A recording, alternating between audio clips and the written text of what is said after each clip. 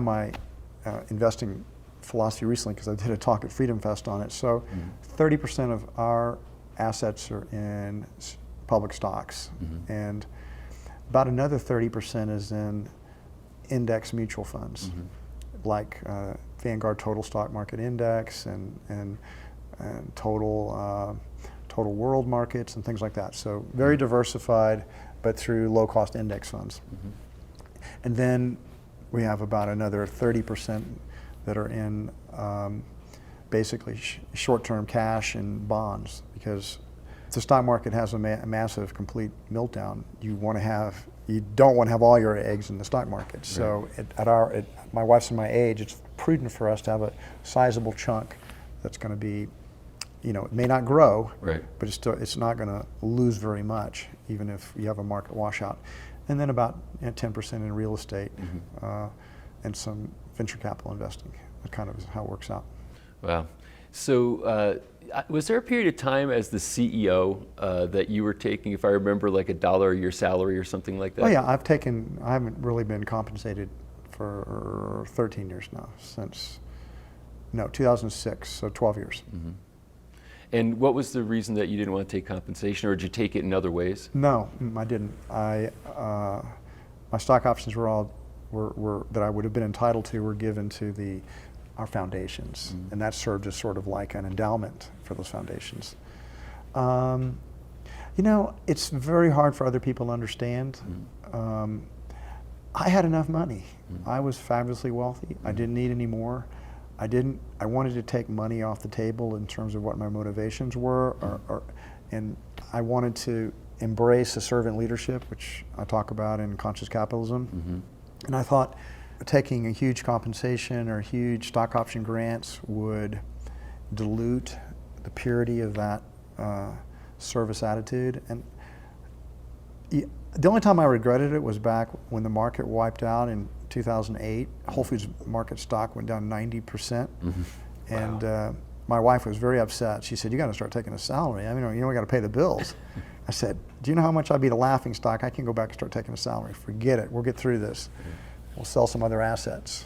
But it was the right thing for me to do. It was what my heart called me to do. Does that mean I recommend it for other people?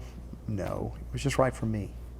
Yeah, and that's interesting. I think that's, in the end, what people have to figure out is just, what is right for them as compared to trying to perfectly model somebody else's life. Absolutely. I mean, and I've always been a guy I'm very intuitive, try to be in touch with my own inner purpose, my own higher calling and my own values, and it was clear to me it was the right decision. I've never regretted it. It was other than my wife being mad at me briefly, it was absolutely the correct decision for me.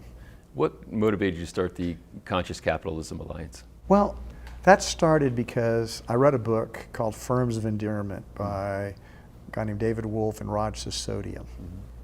And Whole Foods was one of they identified 30 firms that were basically loved by their customers, loved by their employees, loved by their investors, loved by all their stakeholders. And those were firms of endearment. We were one of them. And when I read that, I know this is going to sound sort of weird now, because that was 12 or 13 years ago. It was like, we're not alone. I thought Whole Foods was this weird, super weird company that nobody else was doing what we were doing. I had no idea there were other people out there, other well-known companies that were also had a higher purpose. We're also taking care of stakeholders. We're also had a different style of leadership, servant leadership. And when I met David and Raj, we started talking about, let's start an organization that let's spread these ideas. And because one thing we discovered is that the companies that are firms of endearment, or now what we call conscious capitalists, they actually financially do better as well. It's because they just synergize at a higher level when you've got happy customers and happy employees and happy suppliers. That just kind of raises everything up a couple of notches higher. So we realized these ideas work, and we're not alone, and we need to kind of put the message out to help other, particularly young entrepreneurs, to say they're not going to be stupid or suckers for following this philosophy. They're actually going to be more successful. Well, so I guess in a sense, the idea is that there's this moral virtue to capitalism, that it's not this, yes. and that is that most people say, hey, to be really successful as a capitalist, you have to be in this dog eat dog kind of world or environment, as compared to saying, there's a moral virtue here. Well, Patrick, you've just hit on like one of my higher purposes, is that when I do my conscious capitalism talk publicly, which I do many times a year, I usually start out by saying, let me just declare my bias right up front. I am a capitalist. Yeah. I believe in capitalism. I think capitalism is collectively the greatest thing that humanity's ever created. It has completely changed the world, and I'm going to prove it to you. And then I show what's happened since capitalism came in and how much progress the world has made.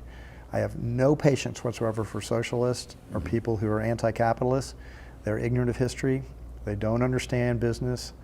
Business is this great value creator, and the merchants are the heroes. They're not the bad guys. They have higher purposes, and basically the intellectuals and the aristocrats have always hated business. Yeah. They've always persecuted the successful minorities that were in business, the Jews in the West, Chinese in the East, and they've looked down on commerce as greedy and selfish and exploitative, and yet it has been commerce and business that has helped lift humanity up, to help elevate humanity. So, in conscious capitalism, we believe business is inherently good because it creates value. We reject the idea that it's all about the money. I've known hundreds of entrepreneurs, and very few exceptions. They weren't primarily in it for the money. Yeah, they wanted to make money, but they were mostly following some kind of passion or dream, or they wanted to do something in the world, and the money that was necessary. So for them, they could say it's a way to keep score. It shows that we're doing the right thing.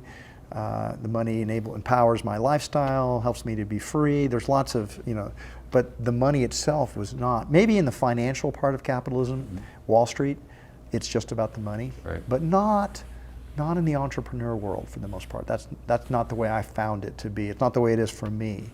So conscious capitalism was about, and still is about, helping people.